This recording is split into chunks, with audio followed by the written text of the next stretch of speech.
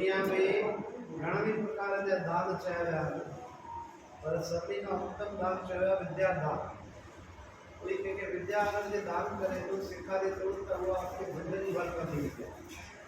कोई भी दान पैसे जो अन्न जो सब खाई पी खत्म थींदो आहे, पर विद्या जेसिताईं जीवन आहे तेसिताईं कमु ईंदी आहे।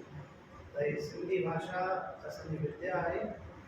जेके हिन भाषा खे सेखारनि था या जेके सिखनि था, उन्हनि खे हिन भाषा खे अञा अॻिते वधाइणो पवंदो। हिननि मूल सां घणो वधियो आहे कि पाण में बि असांखे सिंधी ॻाल्हाइणो आहे और हिन खे प्रोत्साहित करिणो आहे कि पंहिंजी भाषा खे असां अॻिते वधायूं।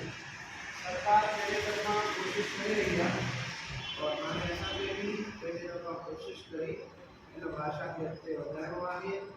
अॻे खां चङो वाधारो थियो आहे हिन भाषा में।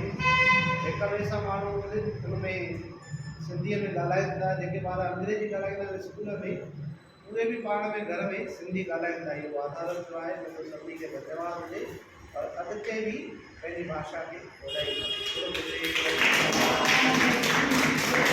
तो खीर पिए सो वीर थिए, दंद जोर वठन ॾाढा लगन,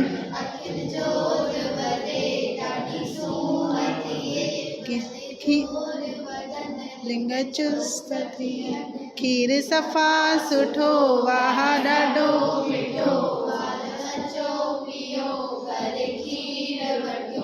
ॾे खीर